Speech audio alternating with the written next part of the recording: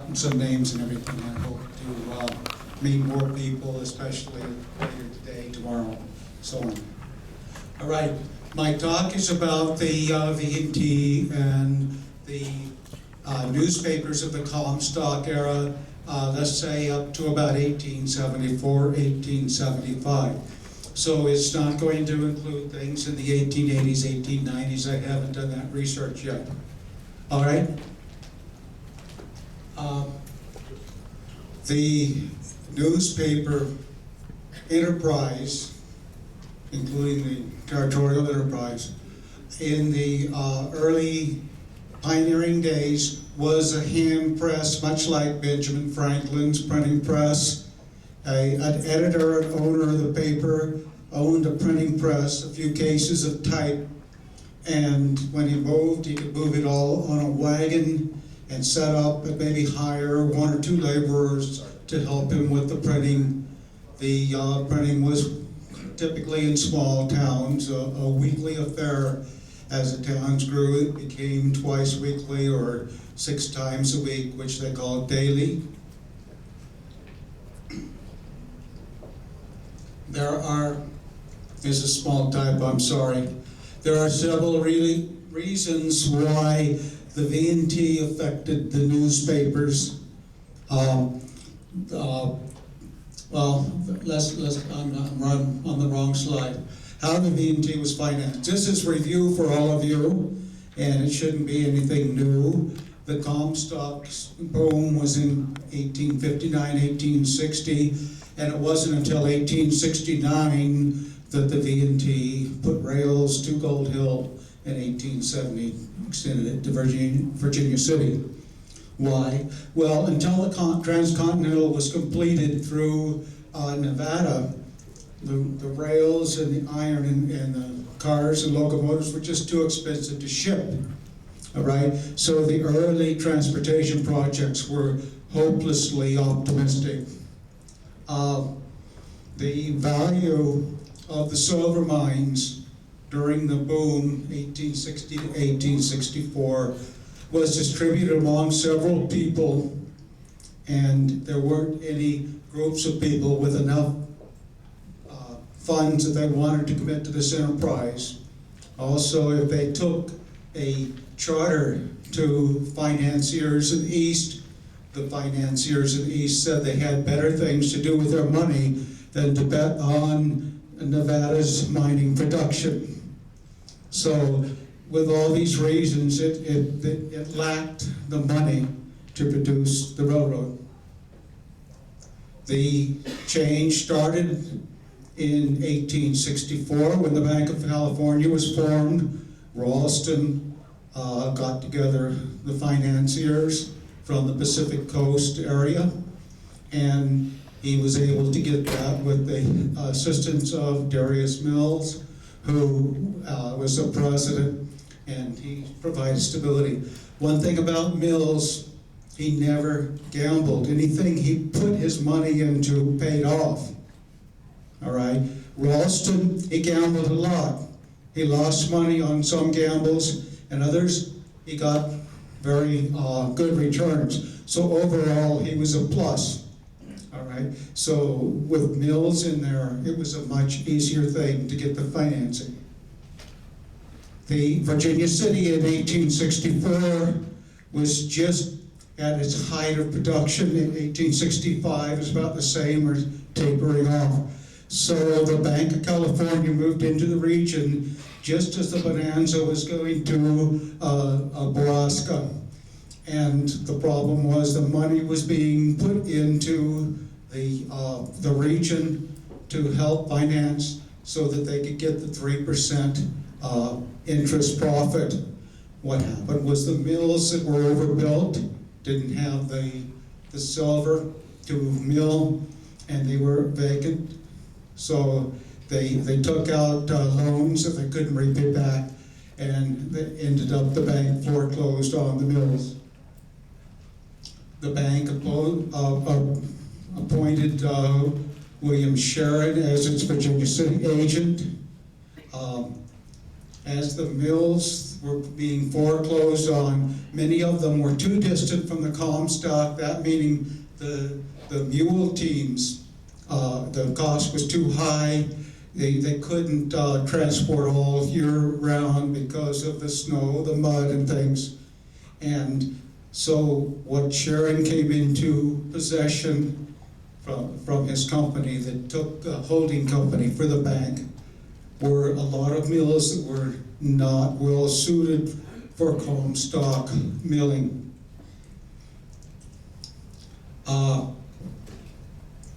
1867, problems, and Sharon looked at it from a different standpoint. We have these mills we possessed, it's a lot of wealth that I don't want to go down the drain. He proposed that maybe a railroad to those mills would solve the problem. And it appears to me from the information that I have from the newspapers and all, he wanted to relocate the pens and other ironwork, the machinery from those mills to the Truckee River and set up a sort of like a Sharon City with the mills. And so by providing cheap transportation from Virginia City and Gold Hill to the Truckee River, shortest route possible, and then having a corner on the milling in the Truckee River, he didn't need new production from the mines. They already had millions of tons of waste rock. They were milling at $45, $50 a ton, and that's where their profit margin was. He figured by doing cheap transportation, he could mill $20 a ton rock, and there was a lot of that on the waste dumps. So that was the idea. The money, the ore is in sight, build the railroad and build the mills. The railroad was planned to go north from Virginia City and Gold Hill, down Loustown Creek to Sturdivant's Ranch, present-day Lovelock. And the mills were going to be right near Lovelock. At least that seems to be the plan.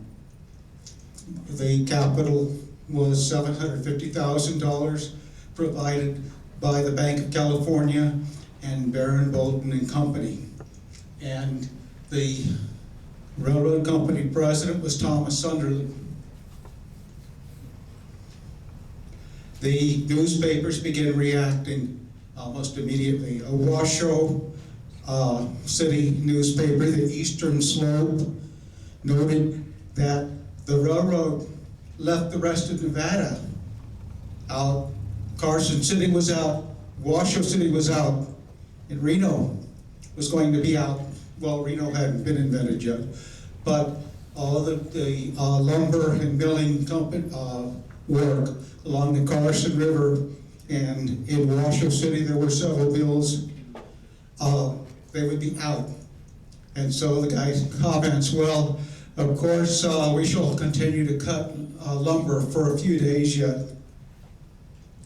The newspapers had a way of expressing their views. You could write an editorial and put it in your newspaper, but then that said you did it, and you wrote the editorial. So what the editors would do, some of them, would write a letter to another newspaper, in this case, the Alta California. Alta California published it. It was a letter, an anonymous person. He left his name, Washoe, which is kind of obvious. And then the Eastern Slope, the editor who wrote the letter initially, he reprinted what the Alta said, and it came back as a comment on what somebody else said, rather than his own comment. So that was a little bit of a ploy they used. It was transparent. But they gave several reasons why a direct line from Virginia City to the Truckee River would not work. It left the present industry out.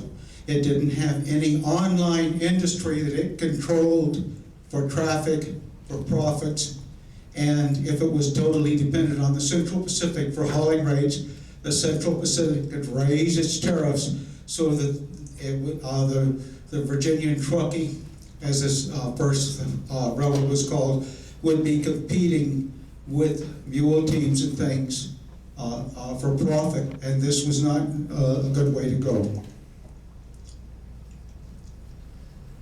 The Virginia and Truckee River Railroad was ordained by charter from the Nevada legislature in 1865.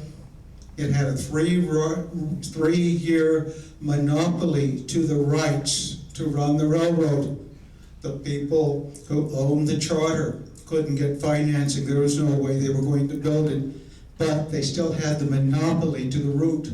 The route went from the Comstock down. There was a branch line to Carson City, and it ran up Washoe City and onto its Lakes Crossing, is what Reno was called in 1865, with a branch line up to Crystal Peak.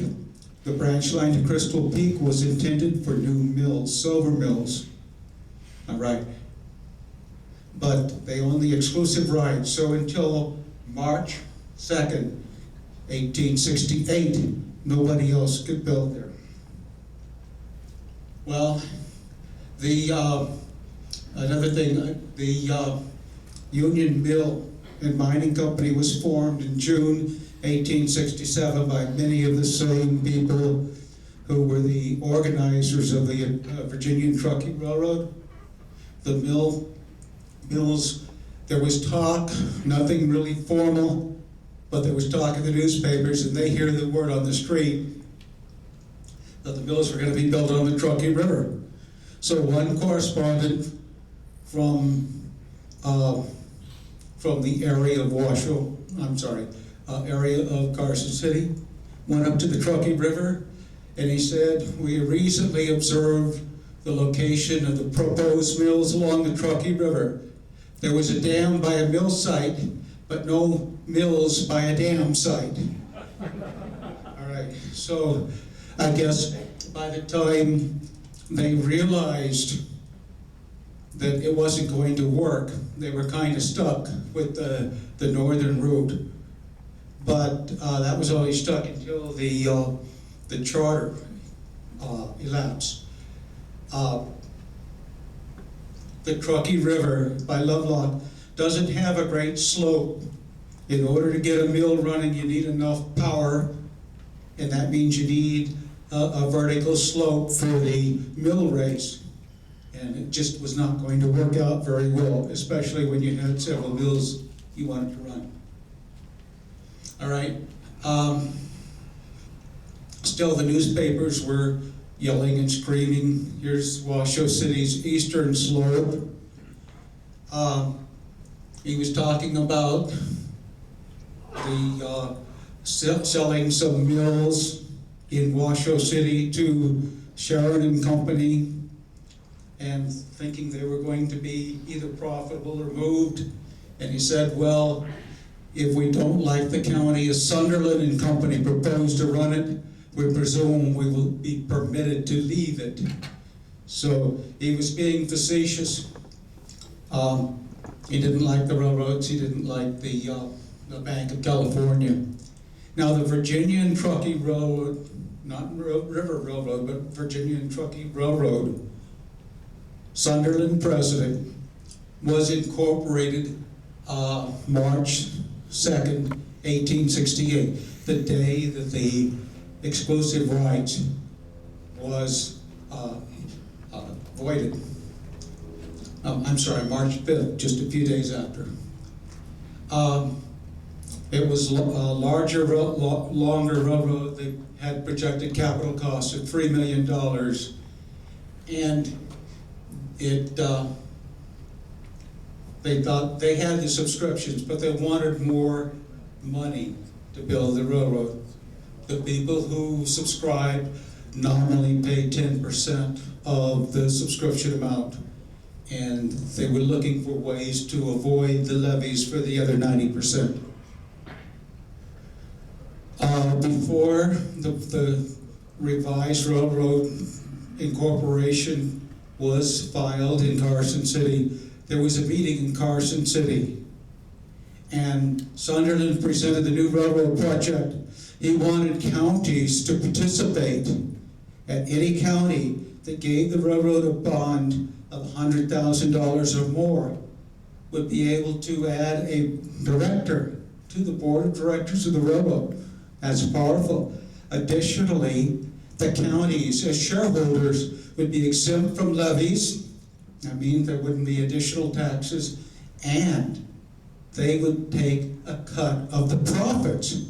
Now that was a big thing, a cut of the profits of a new railroad. It was very popular in Carson City. They presented it in Virginia City, in Washoe City, and it was initially favorable, except for there were some people that were arguing. I don't know whether it was greed or were definite concerns. The first concern was, well, if 3 counties, maybe 4 out of the 9 directors, if we have 3 out of the 9 directors, we really don't control the railroad at all. And the other concern was maybe we deserve more of the profits, more of the dividends. In the spring, Thomas Sunderland,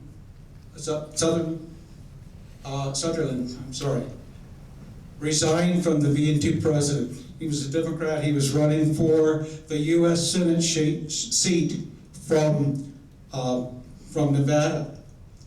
He didn't win it, but that put Sharon into the driver's seat of the railroad, and he was the president of the railroad through its building.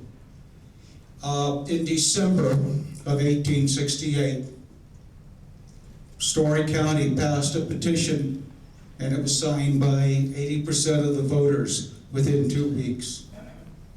And by that time, they realized they weren't going to get dividends. Well, there's a difference between dividends and bonds to the railroad.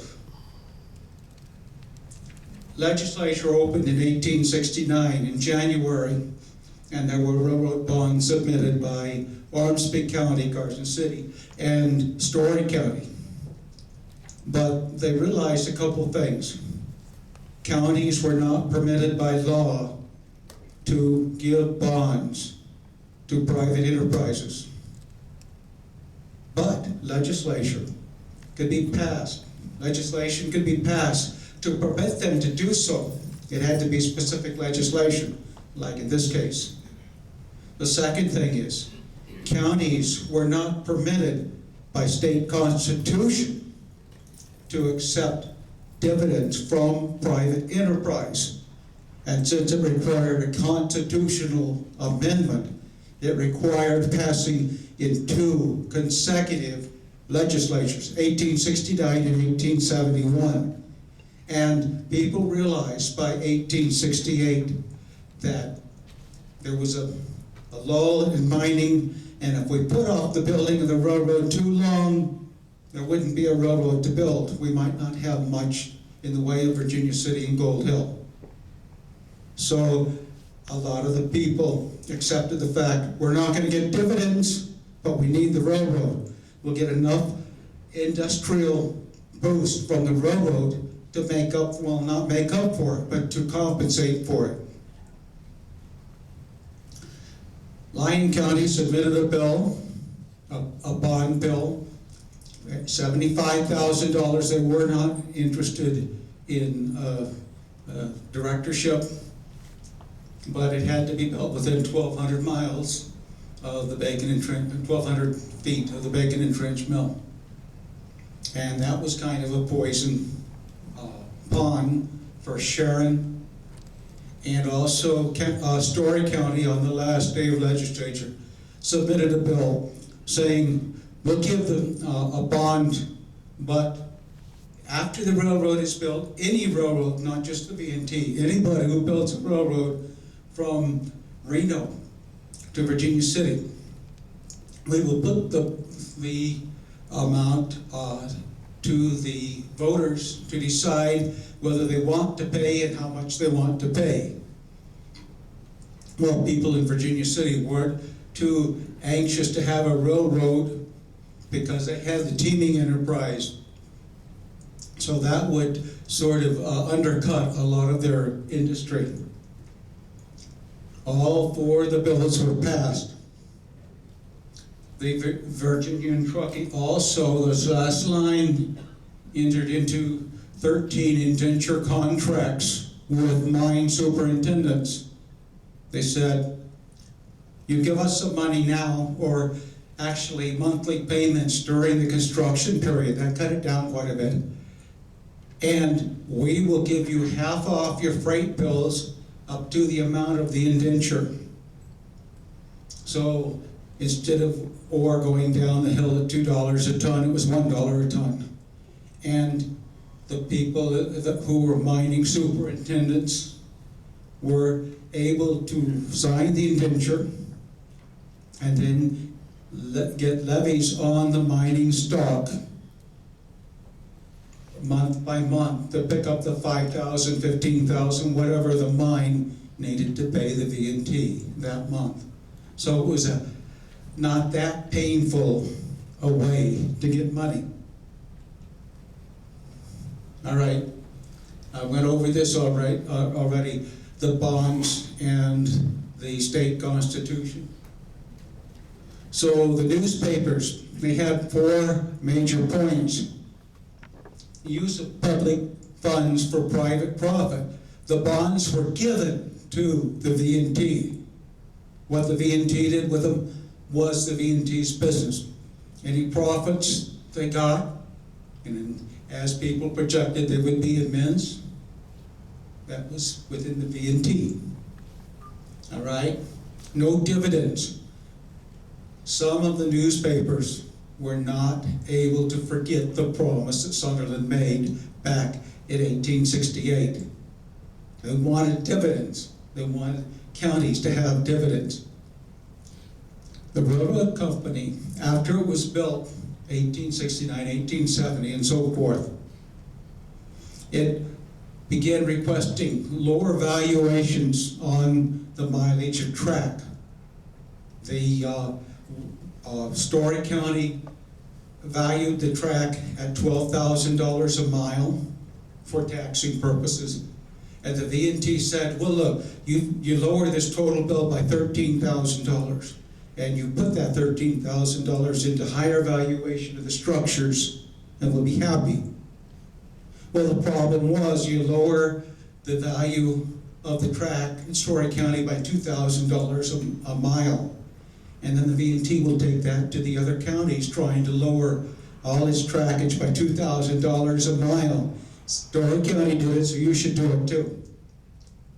All right. And Reno, there was still a lingering effect.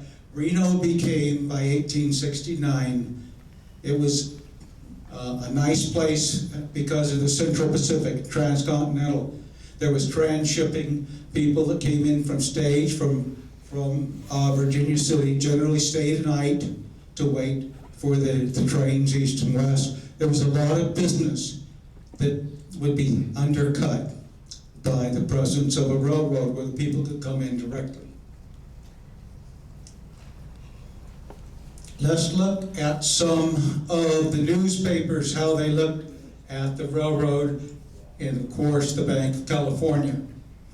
The Carson Daily Appeal was owned by Henry McGills.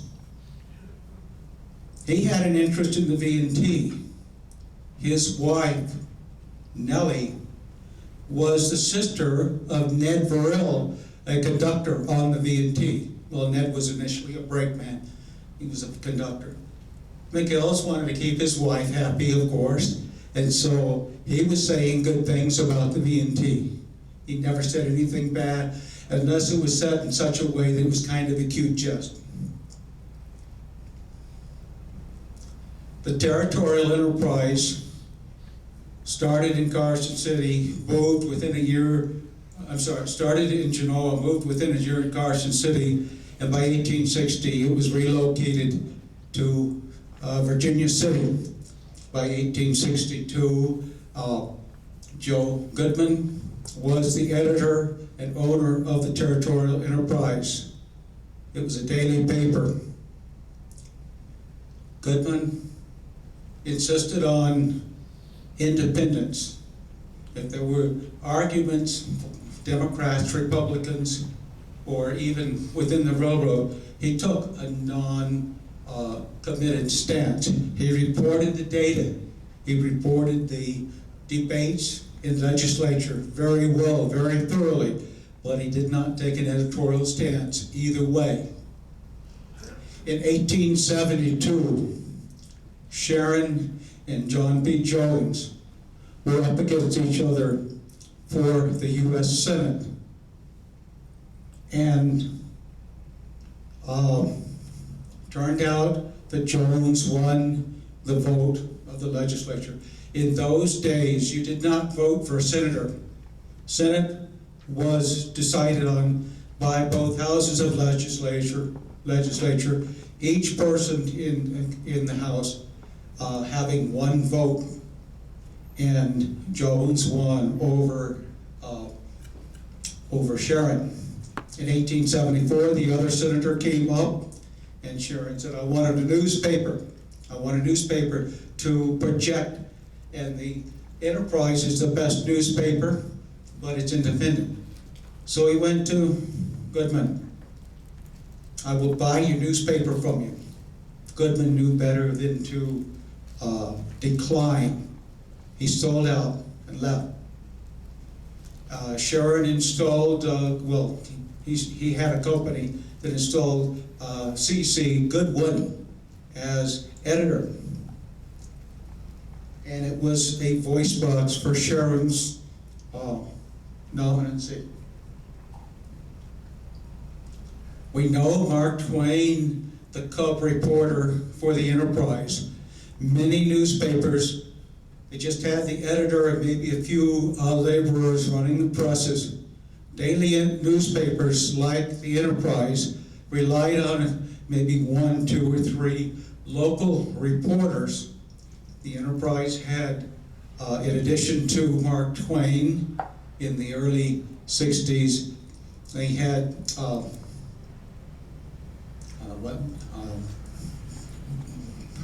Dan DeQuille and Charlie Rowland as local editors. So they were well equipped. All right, Twain left the Comstock in 1864.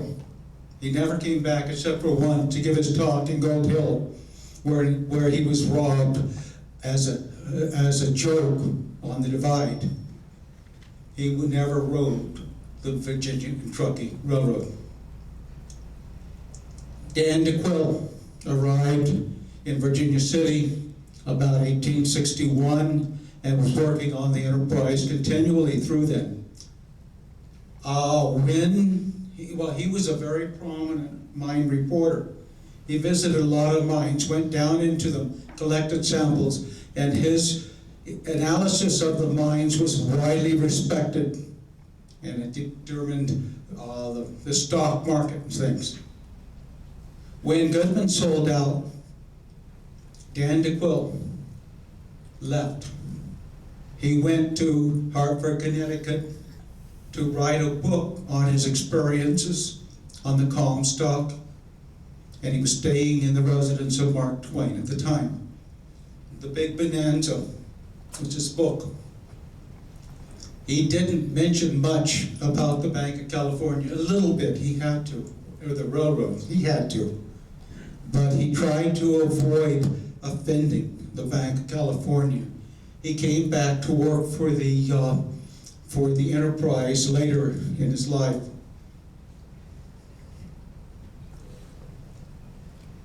The Gold Hill Evening News generally favored the railroad project. Philip Lynch was the owner.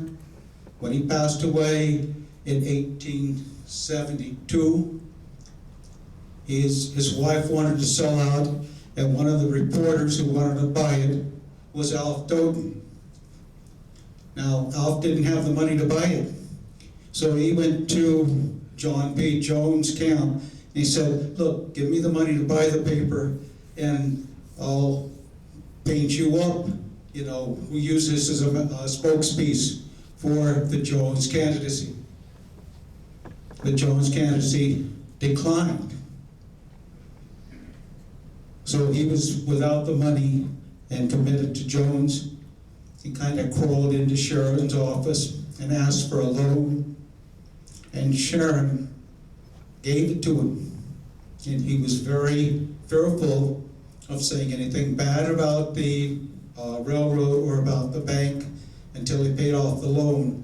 And even after he paid it off, he was not interested in putting down the railroad or the bank. So he had a sort of a yoke around his neck. A Virginia Evening Chronicle.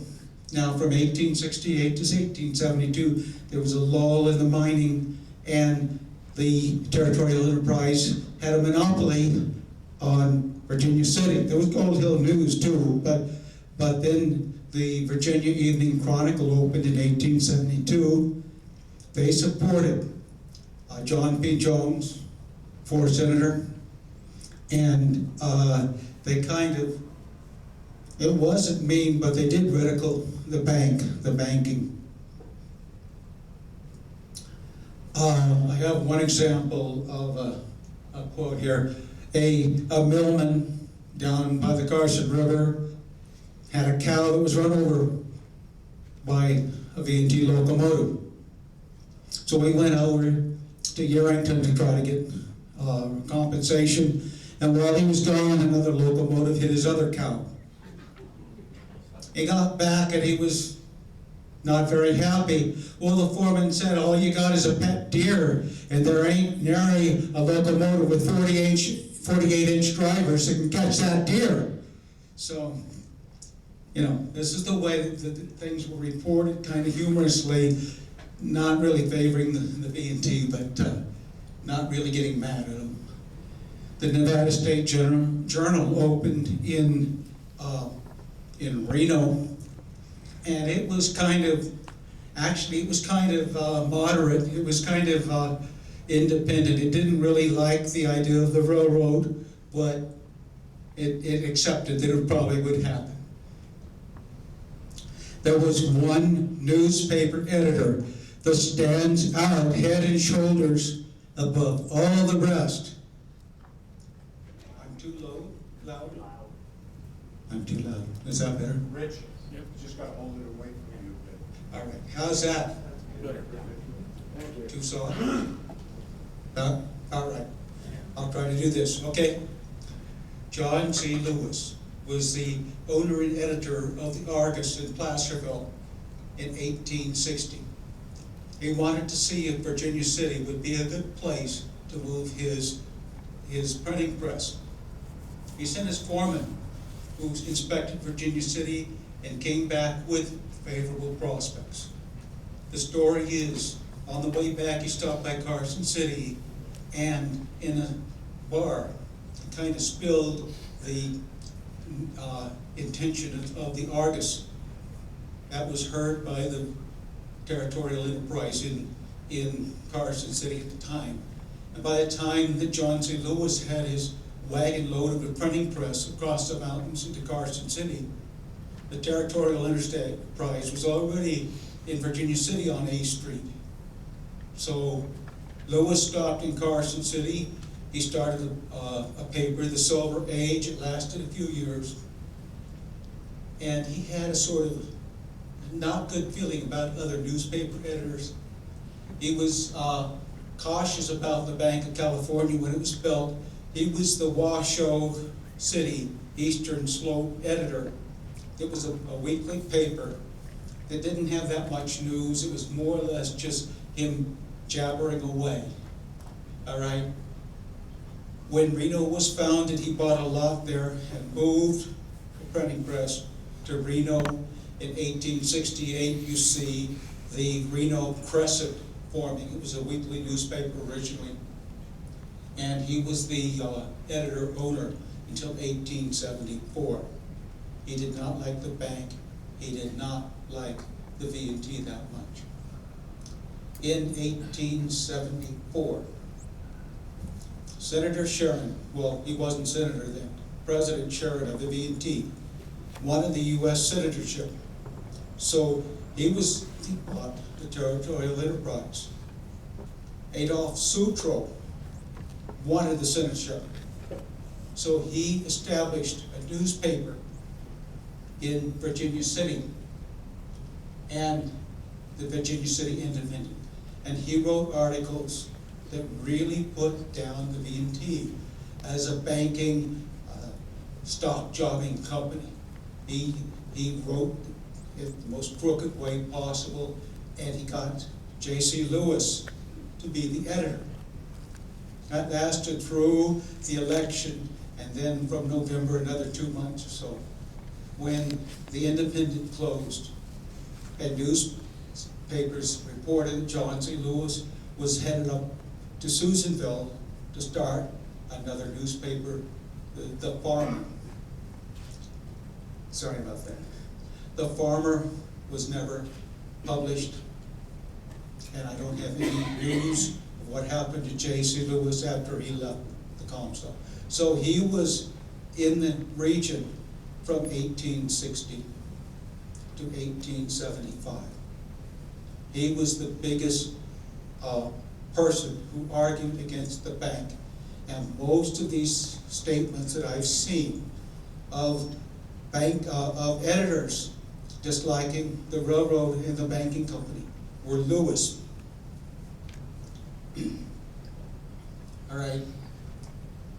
So this is just, I should have taken this one out. Anyway, when they had the meeting in Washoe City, he was initially sort of on the border between accepting and rejecting the idea of railroad bonds. It turns out very shortly after this, March 1868, he became more and more unhappy with the bank. He was unhappy with Sharon using public money for private profit, and he made fun. It wasn't necessarily a news article, but he would make fun of it. He's writing about the railroad, and he says down at the bottom, "I am sorry to find that Mr. Sharon does not patronize the road much. His doing so would give confidence to others." I mean, if the president's not going to ride the railroad, why should anybody else have confidence in it? The early V&T had some scheduling problems, and they had quite a few, for the size of the line, mishaps. And at one point, he wrote, "It's coming to be recognized that trains cannot safely pass each other on a single line of rails. The two engines that met drew out disgusted and somewhat demoralized, each having its nose set up as if they were fighters." And so he would put the humor in it, but he was kind of, jabbing at the V&T. Another article, "1 or 2 collisions on the Virginia and Truckee Railroad per day seems to be in order." What, 1 or 2? "Under such a condition of affairs, it's no wonder that fares and freights are maintained at famine rates. So long as the public pays for this expense, we suppose the company can stand it." It's another jab, we paid for the railroad, the freight rates are high. I love this one. "William Sharon, agent of the Bank of California, passed through this town," Reno, "this week. The distinguished financier came in with a coach and 4 and went out on a rail." You've heard of tarred and feathered and ridden out of town on a rail. Well, he did as much as he could to give that image. Jab. I'm informed, wrong button.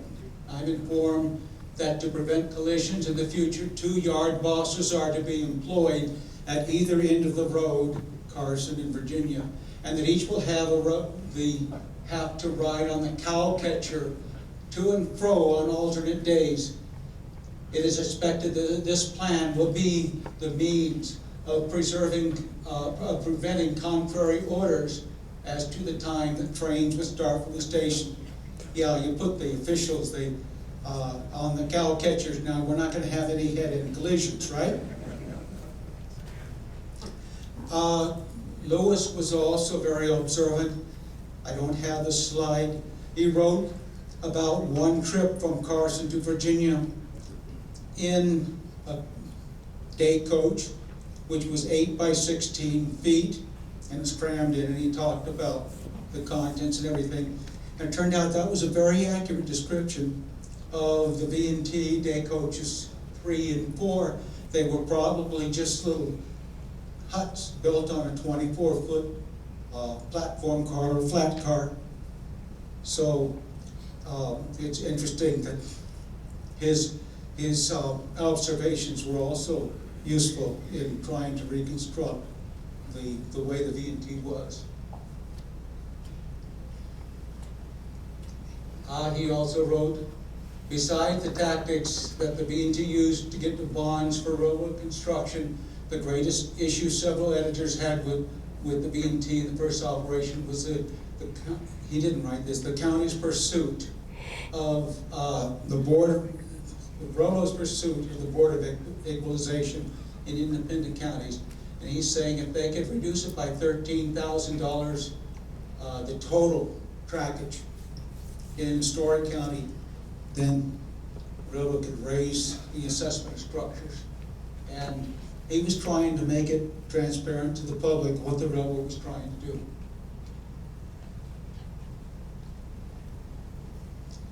Some of the newspapers got onto this. They had regular ads. The Virginia and Truckee Railroad published the passenger schedules.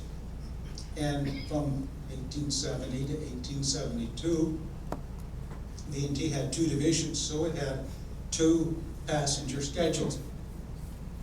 J.C. Lewis never got an ad from the Virginia and Truckee Railroad. And other editors mentioned about this. Whoops, wrong button. Let's go back. Journals to work smoothly must be well oiled. So in other words, other journals, the Appeal, the Gold Hill Daily News, and so on, even in Reno, competing journals received ads, and J.C. Lewis never did. All right, ads for, there were 2 divisions of the Virginia and Truckee, and they had ads for the Steamboat Springs and also for Carson City. And this is the Nevada State Journal. All right, this is a small thing. I'll jump up to Adolph Sutro real quickly. He was running against Sharon for the Senate, U.S. Senate, and he used the Virginia City Independent newspaper, which he just formed and established, to issue scathing attacks on the Bank of California. He didn't win the Senate position, and after the tunnel was completed, he sold it and moved to San Francisco, where he became mayor. All right, in summary, newsmen for the most part favored the railroad. They certainly favored the conductors and the engineers whom they saw daily on the railroad. But they were reticent to criticize openly Sharon, the Bank of California, and the railroad for its bond, except for Lewis. Adolph Sutro was also greatly affected by the shenanigans of the Bank of California and the railroad, and he came out with a vengeance, but was unsuccessful to win the U.S. Senate election. All right, well, thank you very much. Do